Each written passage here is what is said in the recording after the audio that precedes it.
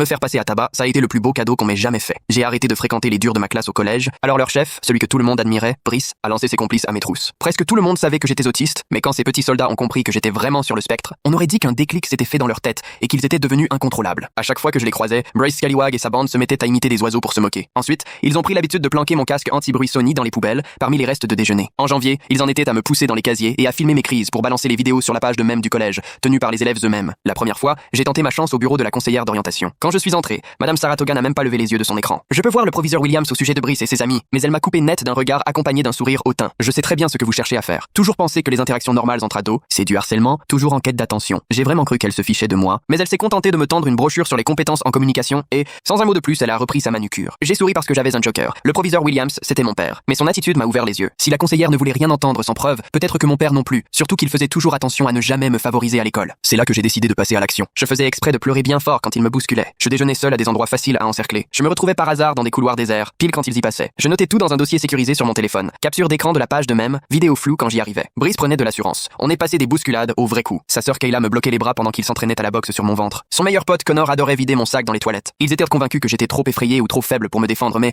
au bout de quelques semaines, j'avais enfin de quoi tout raconter à mon père. Cette nuit-là, c'était comme si j'attendais le matin de Noël, persuadé que mon père allait les remettre à leur place. Je me suis levé avant même que le réveil ne sonne et je suis descendu, gonflé d'une assurance nouvelle. Mon père était déjà dans la cuisine à préparer des pancakes avec des têtes rigolotes, comme quand j'étais petit. J'ai pris place, tout sourire. Salut champion, a-t-il lancé. J'ai une annonce à te faire que je gardais secrète, a-t-il ajouté en retournant une crêpe. Je pars à la retraite, c'est officiel. L'annonce sera faite aujourd'hui à l'école. Ma fourchette s'est figée en plein vol. Lui, il continuait, tout content. Avec la prime, on va enfin pouvoir s'offrir cette croisière Disney dont tu rêves depuis toujours. 7 jours rien que pour nous 4. J'ai esquissé un sourire et fait semblant de me réjouir pour la croisière, alors qu'au fond de moi, tout s'effondrait. Sans papa comme proviseur, je n'avais plus de solution miracle. Mes preuves ne servaient plus à rien s'il ne pouvait rien faire. Ce jour-là, je me suis caché aux toilettes pour ne pas craquer. C'est là que j'ai entendu Brice et son pote discuter près des lavabos. Ma mère va forcément gagner les élections du conseil d'école. Tout son programme, c'est la lutte contre le harcèlement. Elle a même réussi à passer à la télé. Et là, révélation. Madame Scallywag, la mère de Brice, se présentait à la présidence de l'association des parents d'élèves avec un programme anti-harcèlement. L'ironie était tellement énorme que j'ai failli éclater de rire. L'élection avait lieu dans 3 jours. Je me suis appliqué pendant ce temps à paraître encore plus fragile, encore plus vulnérable. Le jour J, après les cours, j'ai attendu près du gymnase, sachant qu'il passerait là pour vapoter. Quand Brice m'a repéré tout seul, j'ai vu ses yeux briller. Regardez qui vient chercher les ennuis, a-t-il lancé en faisant craquer ses doigts. Connor et 2 autres m'ont encerclé. Je n'ai pas bougé, même pas quand Brice m'a mis son poing dans l'œil, ni quand Connor m'a filé un coup de pied dans les côtes, ni quand ils ont joué à qui me laisserait le plus beau bleu. Je me suis contenté de me rouler en boule et de tout encaisser, une drôle d'excitation me traversant. Ils m'ont laissé là quand ils en ont eu marre. J'ai attendu 10 minutes avant de me traîner en boitant jusqu'à l'auditorium. Mon visage était enflé, mes côtes me faisaient hurler à chaque respiration, mais je souriais à pleines dents. Les chuchotements ont commencé dès que je suis entré. Les gens montraient mon œil au beurre noir. Quelqu'un a même poussé un cri. Je me suis avancé droit devant, là où siégeaient les membres du conseil. Mme Scallywag dit qu'elle va protéger les élèves comme moi.